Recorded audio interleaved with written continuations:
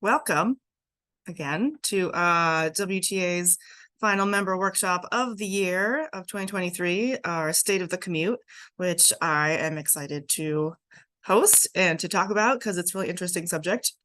And Kelly and I were just talking about how there's so much information out there, so I'm not going to even cover all of it, but it's going to be really interesting. So let's get going. All right. As I said, this meeting is being recorded, so and I'm going to post it for anyone who can't attend, or if you have to leave early or anything. We're going to post the recording and I'll send it out afterwards. First things first, let's introduce yourself in the chat. What's your name? Who's your employer? What's your role? And did you know it's National Cocoa Day? What do you like to put in your hot cocoa? What's your favorite chocolate treat?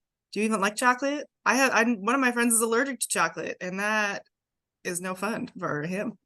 So hopefully you're not, because it's National Cocoa Day. I always like to put a little holiday in these things, and this is what came up today. It's also, did you know, National Ice Cream Day? Apparently there's two National Ice Cream Days, one in July and one in December for some reason. But I chose the Cocoa Day because that seemed to make more sense. Okay. Yes, and then feel free to be on camera, off camera, whatever you feel comfortable with. And it looks like everyone's muted, which is nice, while you're not talking. Awesome. Okay, so while y'all are introducing yourselves in the chat, let's go over who WTA is if you're not familiar. So we are the West Side Transportation Alliance, and we are a nonprofit transportation management association, or TMA, and I'll tell you what that means if you're not familiar on the next slide. And we deliver customized programs and services in partnership with employers and public agencies to increase transportation options usage in Washington County, Oregon, and the region. And what we mean by transportation options is pretty much everything besides driving alone. So we encourage transit, biking, walking, telecommuting, carpooling, vanpooling, all that good stuff. And we were established in 1997, so we've been around for a while, over 25 years. And our work is made possible with support from Metro and the Federal Transit Administration. And I mentioned we're a TMA. So a TMA is a little bit of jargon, if you're not familiar with that. It's a Transportation Management Association. And the definition is we're an organized group applying carefully selected approaches to facilitating the movement of people and goods within an area. And so that's a fancy way of saying we help people get around. And so we focus on commutes, and we focus on Washington County, and with a little bit of work in the greater Portland metro region. And some more local examples, if you're familiar with them, are Go Lloyd, which does similar work in the Lloyd district in Portland, and Explore Washington Park, which helps people get around without a car around Washington Park, which is like the zoo area, Rose Garden area. And here's all our members. We are a membership association. And so thank you to all of our members who pay us dues in exchange for services. And we have some partnerships too with other nonprofits and other organizations. You can see that we are members. It's a wide variety of organizations. So it's big companies and small organizations and government agencies and other nonprofits. So we're happy to have you. And if you know someone who's not a member, or if you're not a member and you want to join, just get in touch with me. We're always happy to have more members. All right, so here's what we'll talk about today. We're going to go over some national and regional commute data from the American Community Survey. I'll tell you what that is too, because I wasn't really familiar with it before. So maybe you're not either. And then we'll talk about some TriMet ridership data from before and after pandemic and during, and eco survey results from our WTA members, and more. So first, let's talk about the American Community Survey. So this is administered by the U.S. Census Bureau. So the census, I believe, is every 10 years. in this community survey they do, you know, every year. I'm about to tell you, they send out questionnaires. They mail questionnaires every month, and addresses are randomly selected to receive this survey, and they're mailed to approximately 295,000 addresses per month. And obviously not everyone responds, but that's how much gets sent out every month, which is a lot. And so this, hopefully creates a representative sample of people. That's why they, select the random addresses. And the commute data that I have here should represent an estimate of 160,577,736 workers that's aged 16 or older in the US. And then I also have regional data from Portland Metro, and that represents over 1 million workers.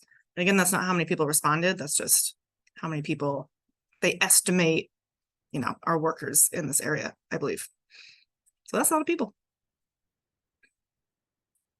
Here is the US commute data that they have. And so I have 2019, which is before COVID, and then 2022, which is last year, which is, still, COVID's still around, but, the biggest pandemic impacts were starting to let up. And so we can see, as you probably expect, driving went down a bit. So in 2019, 76% of people said they drove alone to work. And in 2022, 69% said they drove alone, which is still, most people. But a lot more people worked from home, 6% in 2019 and 15% in 2022. And then other things, public transportation went down a little bit. Carpool looked like it stayed the same. Walk stayed the same. You'll notice biking isn't on here. It doesn't look like they asked about biking, but that's probably under other. And when we go over the eco survey results, we do ask about biking and compressed work week. So like a day off if you work, 4/10s or whatever. And that's not on here probably because that's not actually commuting.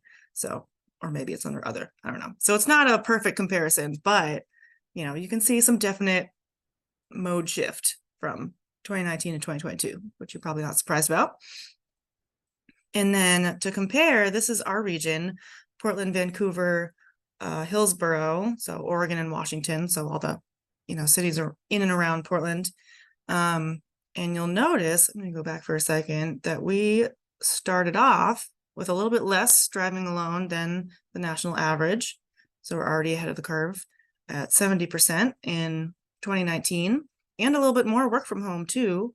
Right here, it says we're, 8% in 2019, and 6% is the national average. So that's pretty good, ahead of the curve. More public transportation, a little more walking, and that's probably expected of a city to begin with, a city area, because there is, reliable public transportation compared to some more rural areas in the country. And in 2022, it went down quite a bit again. So it sort of mirrors the trend. The numbers aren't the same, obviously, but it mirrors the trend. So 23% working from home in 2022, that's a much bigger chunk. So I'm going to go back again, go back a few times. So here it went from 6% to 15%, which is, a good, sizable increase, but here it's huge. So I'm not sure, this doesn't say why. We can, conjecture, maybe there's more, office workers in a city area that are able to work from home. Maybe it's, we have a different culture. Who knows? But it's interesting, a quarter of people are still working from home as of 2022 anyway. And only 6% driving alone. So we're doing pretty good. So I'm going to pause here for discussion. And I'm wondering, does this fit with what you're seeing at your workplace? Is there anything that surprised you? Any other thoughts or questions so far? And before we move on to other data, feel free to either type in the chat, raise your hand, come off mute, whatever.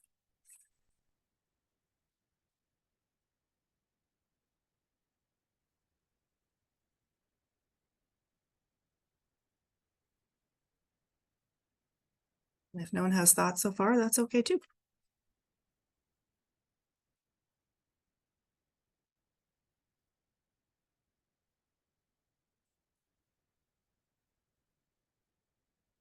Okay, so I'm gonna move on then, and you can think about maybe some more questions you might have. So next, we're gonna talk about TriMet ridership.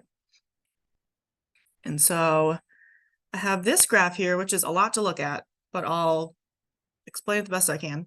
So the background, there's like a light blue shaded background, which is pre-COVID. That's March 2019 to February 2020.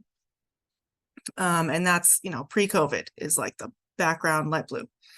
And then going through shades of blue, the bottom lighter blue line is 2020, and you'll see this covers a year, and so each line is a different year, and then the the bottom axis is March through February, and you'll see this 2020 line drops off. It starts off, where the shaded part left off, and then it drops, dramatically, because that is when, the pandemic was declared. People started working from home, and you'll see it's, ridership is pretty low compared to before.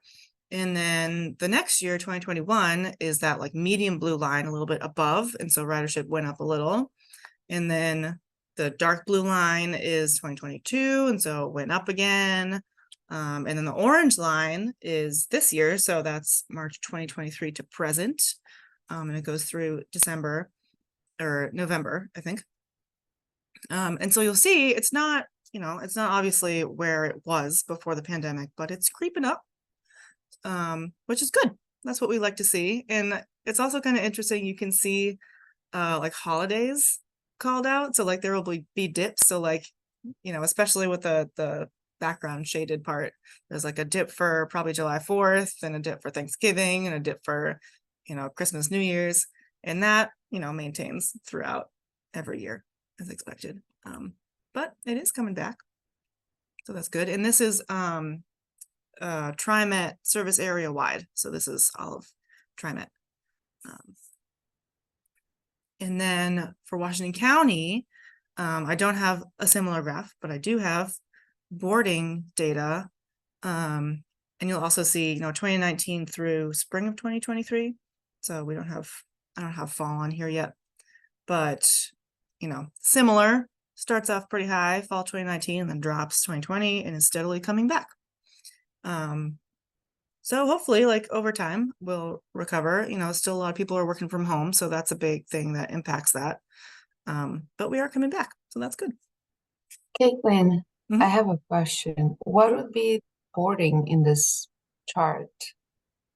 I think everyone who comes on to and I think it's daily. I didn't, I'm gonna double check. But if we go back here, it's in like the millions, and this is weekly ridership for the whole metro area. And that is, it says estimated from samples of automatic passenger counter data, which I'm not sure what it is. Maybe it's like, scans people coming on, or if it's like taps. And then this is that it was, people coming on to the bus, and these numbers, maybe you can check my math, but I think it's the same data, but for Washington County. Yes. Okay. Yeah. So it should be like similar, comparable. The trend is similar. The numbers are smaller because it's just Washington County. But yeah, similar trend. And does anybody else have any questions, any thoughts? Does it match what you expected to see? Are you hearing from employees about using transit, if they're, using it again, if they were using it the whole time, if they have thoughts, and if the pandemic affected any transit benefit that your organization offered? I know some places had offered a free TriMet pass and then stopped that during COVID because people weren't using it as much. Wondering how that affected y'all. And again, if you want to type in chat, I can see. Hey, Caitlin, this is Jeff. So if I could just ask a question, I don't want to put anybody on the spot, but I think I saw that we had somebody on in the discussion from Ride Connection. And I'm curious if there's a sense of how ridership has been on their shuttles, like the North Hillsborough Link and the Tualatin shuttle, and if it's kind of reflective of the trends that TriMet's seeing, or if they're seeing any kind of a different pattern on those like commuter shuttles. Yeah, I'm Miranda from Ride Connection. We're definitely seeing a very similar pattern in the recovery of ridership as TriMet is seeing. On North Hillsborough Link in particular, we've seen one particularly large business on that service go fully remote and is not going to return. So that's shown a pretty big reduction in ridership. Tualatin Shuttle has definitely recovered probably the most of any of our services, with a lot of those businesses coming back into in-person work, but we definitely are not at, I think we're at about 80% pre-pandemic ridership across the board. So maybe slightly higher than TriMet's pre-pandemic ridership, but still not to what we were in 2019. Thanks. I'm writing this down. It's super interesting. Does that so that's just the shuttles that you were talking about? Yes, the community connector shuttles. Yeah. Awesome. Also, if y'all aren't familiar, Ride Connection has community connectors that are free to use in areas where we're not served by TriMet, and we have some employers like Tualatin and North Hillsborough. So it's an awesome service. So check it out if you haven't checked it out. Anybody else have thoughts before I move on?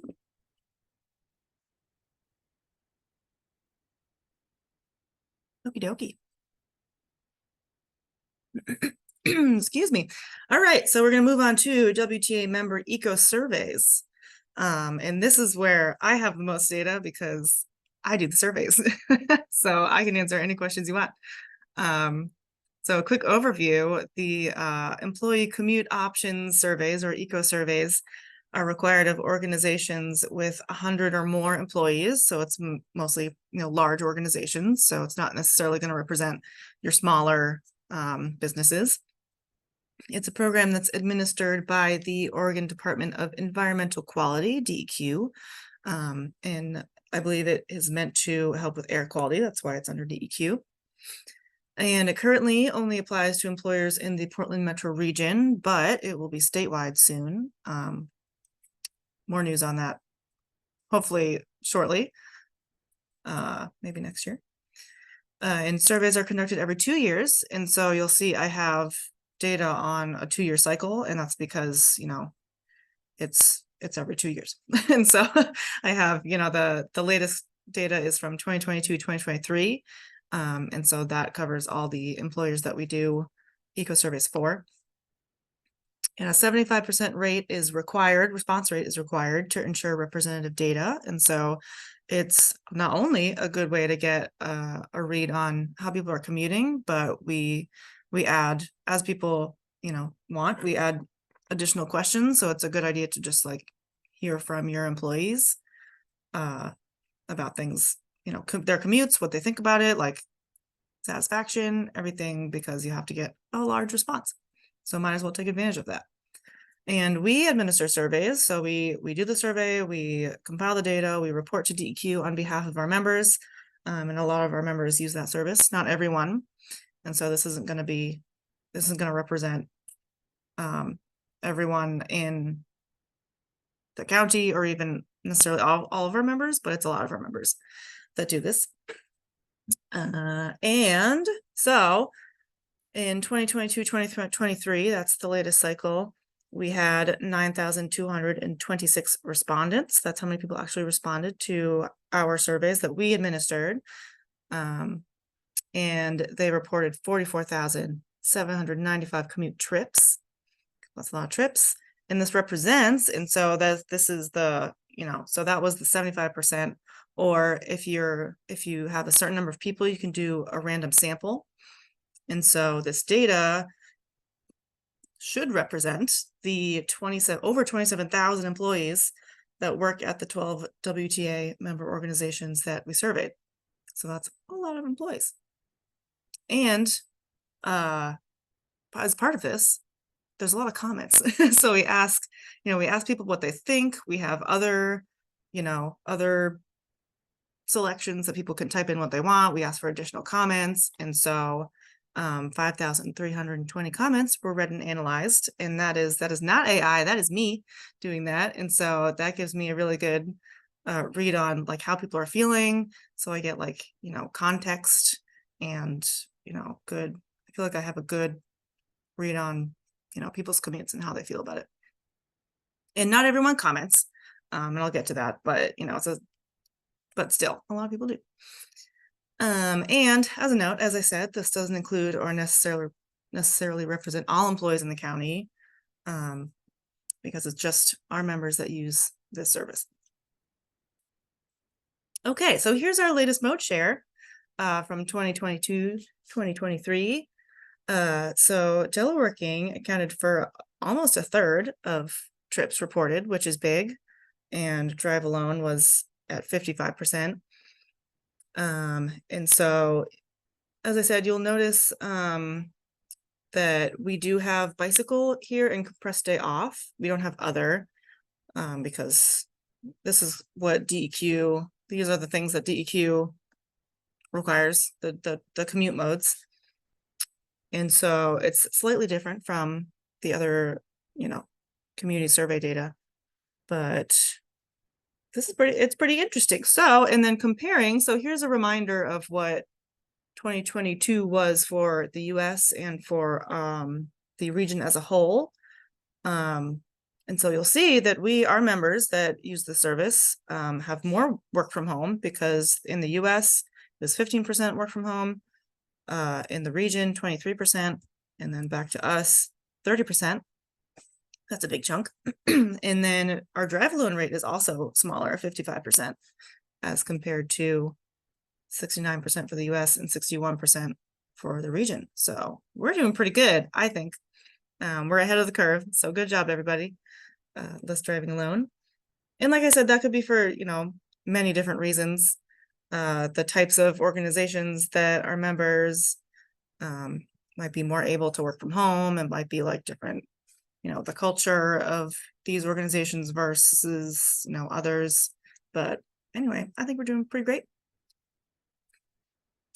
And as we can see, so this is commute data by mode, and it's from 3 different eco cycles.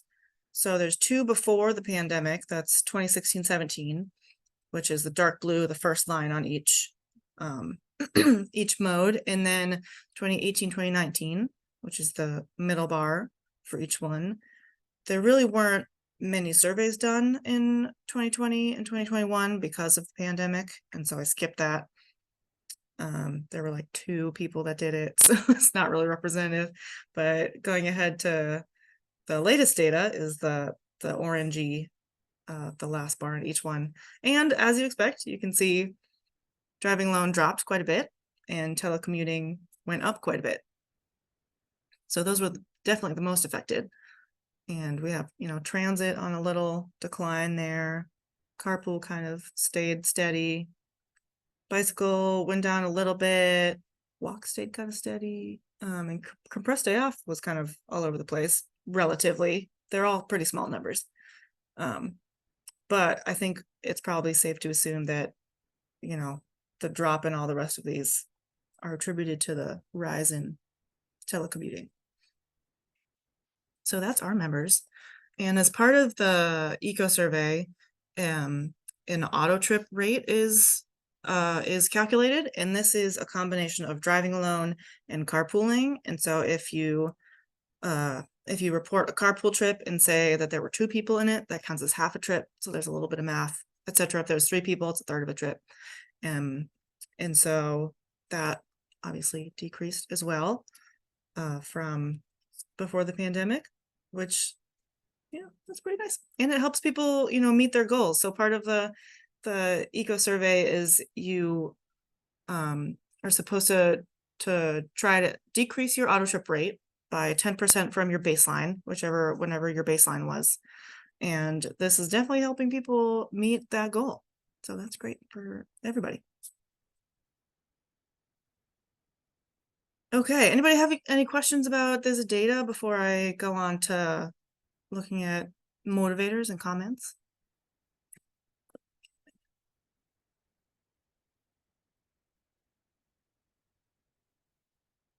Okie dokie. So, like I said, part of our survey that we do, so the only required questions for DEQ are the questions about the commute mode, like your little trip diary.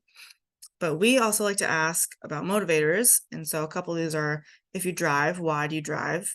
And if you use transportation options, which is anything besides driving alone, why do you do that? And these aren't going to be, perfectly scientific, because we ask them in different ways for each member, depending on how they want to word it. We have different choices for each member. Not everybody even asks these. Most people do. But I tried to compile them the best I could. So the top motivators for driving are saving time. A lot of people say that, transit takes too long. If they live far away, biking would take too long. And so driving just saves them time. Number 2 was they needed a car for errands or emergencies, like non-work related stuff. And then number 3, people simply just like or prefer driving for, whatever reason. They're just like, I just want to, or I enjoy driving, or I like it. So that's number 3. And then for transportation options, number 1 is it saves money. And a big part of this is, a lot of comments say gas is expensive, which it is. Gas and driving are very expensive. And a lot of members provide a TriMet pass. And so that's, a free or discounted option. And that saves you a lot of money if you're doing that instead of driving every day. Number 2 reduces carbon footprint. So we have a lot of people wanting to be responsible about the environment. And then number 3, it saves time. And it's interesting that you'll see saves time in both. And I'm going to assume or guess that it's a lot of teleworking. So if you're just walking from, your room or the kitchen to your desk in your same house, or down the street to the coffee shop, it's going to save you time as compared to, getting in your car and commuting wherever you were going to go. A lot of people, some people also said that, traffic takes a lot of time. And if you live close enough and are on a direct transit route or a direct bike route, then that'll save you time as well. So you're not sitting in traffic. Some more insights. Another question we ask, again, not everybody, but a lot of members ask, what would help to encourage you to use transportation options? Number 1 is more telework opportunities. A lot of people like telework. And a lot of people either are being brought back after teleworking and would like to continue teleworking, or they would like just to see more telework opportunities for their job role. Number 2 is a guaranteed ride home. So that gets to the needing a car for emergencies. So if you took, TriMet to work and you have to get home really quick, you can have a guaranteed ride home program either. So TriMet offers, if you get the universal pass, you can have a taxi voucher to get someone home. Some employers also do a Uber or a Lyft, either a reimbursement, or you can just book it from them. And so that, it's paid for. So that's, your ride home if you need it.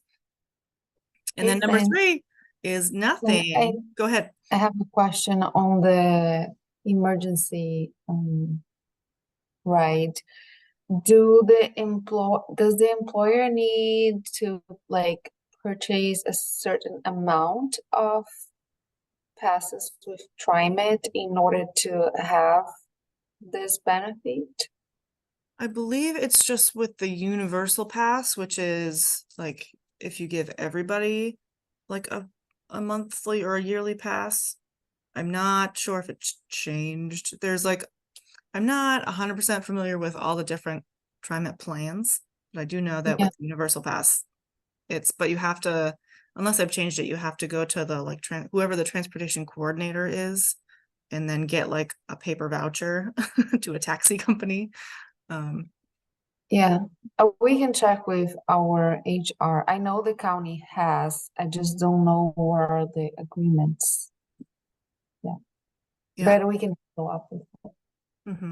Yeah, and you're not the only one. So I feel like if, places that have the universal pass should, maybe we can like publicize more that there's a guaranteed ride home.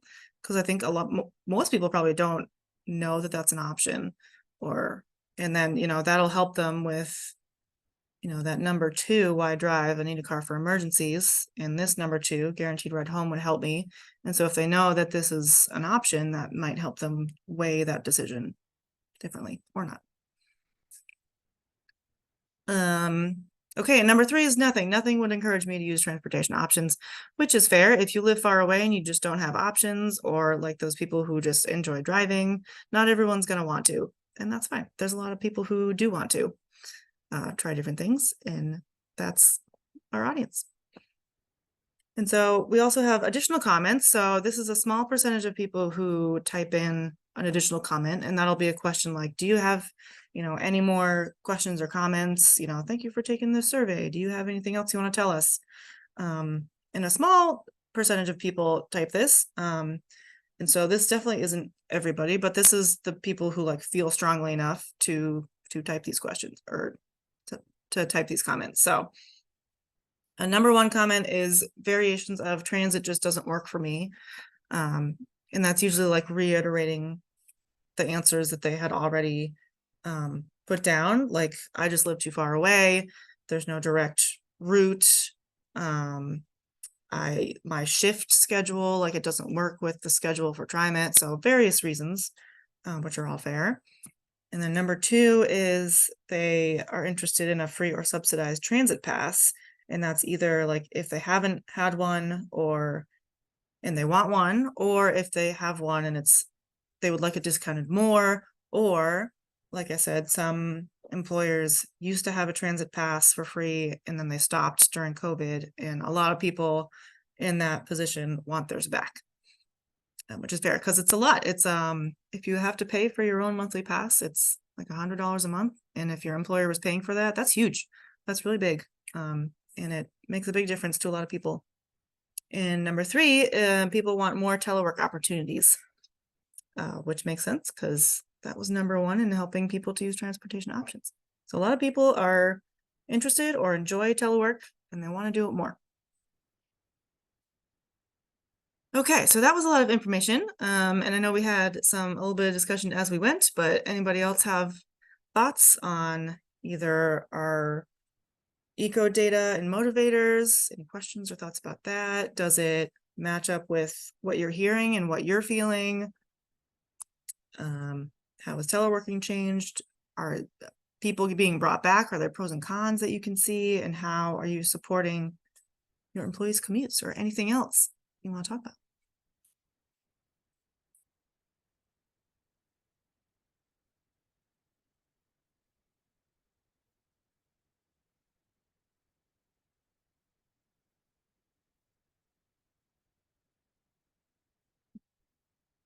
All right, and if not, I will move on to, okay, I'm just gonna let you know, as always, that WTA is here to help.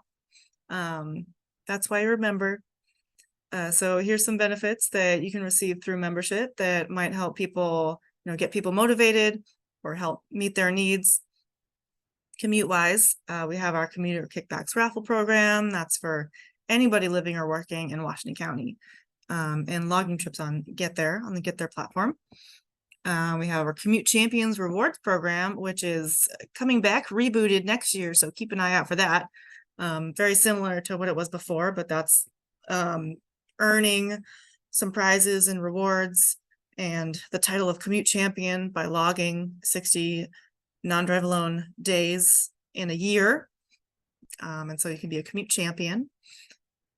We have our Active Transportation Challenge in the spring, which has taken the place of the former Bike More Challenge, which, as far as I know, no longer exists. But we have our own now, the Active Transportation Challenge, and also in the fall, the Get There Challenge, which is statewide, but we add in our own extra prizes and support for that. We can help you get connected with van pool providers. I'm seeing a lot of comments about van pool, that people are interested in that, or they used to have it and they want it back. And we're going to have another workshop early next year on van pooling with Commute with Enterprise. And so keep an eye out for that. We can learn a little more about it. And hopefully we're going to have some state subsidies for van pooling coming up. Stay tuned. So I'll let you all know as soon as I know. And we have assistance and discounted fees for the Best Workplaces for Commuters National Recognition Program. We had a workshop on that earlier in the year. And we are a Best Workplaces partner. And so you can get a discount on the what I think is a pretty affordable fee to apply for this national recognition program. You can get on this list and you can put it on your, recruitment stuff and everything, and just get recognized for, caring about your employees' commutes. Speaking of national recognition, we are also a partner for the brand new eval recognition, and eval stands for Electric Vehicle Adoption Leadership. And so it's also, like I said, national recognition program that you can apply for. It's run by Fourth, which encourages electrification of vehicles, including bikes, not just cars, bikes and scooters and all that stuff. And you can qualify for this not just for having EV, like supporting EVs, but also supporting just sustainable commutes all around. So I feel like probably most of our members would qualify, and we can help you apply. We can apply on your behalf. And they're waiving the fee for the first year up until through October of next year. So until November the fee is waived. So it's free. And you're on this list, I believe, correct me if I'm wrong, if anybody knows, I believe once you're on this list, you're just on it. So you can just apply for free this year and get on it, and you're good to go, and you get this recognition. So we've had a little bit of information about it on our newsletters, but we'll also have a workshop on it too sometime next year, hopefully early next year. So stay tuned for more information, and let me know if you're interested, because we can get you signed up. And that's all I got. Anybody got questions, thoughts? Yes, okay, correct. According to Jeff, eval does not expire, so that's really nice. You just get on it and you're good. And here's my email too, if you think of any other questions, if you want to get signed up for either eval or Best Workplaces, if you want to talk about some incentive programs or anything for your employees, any questions at all, I'm always around.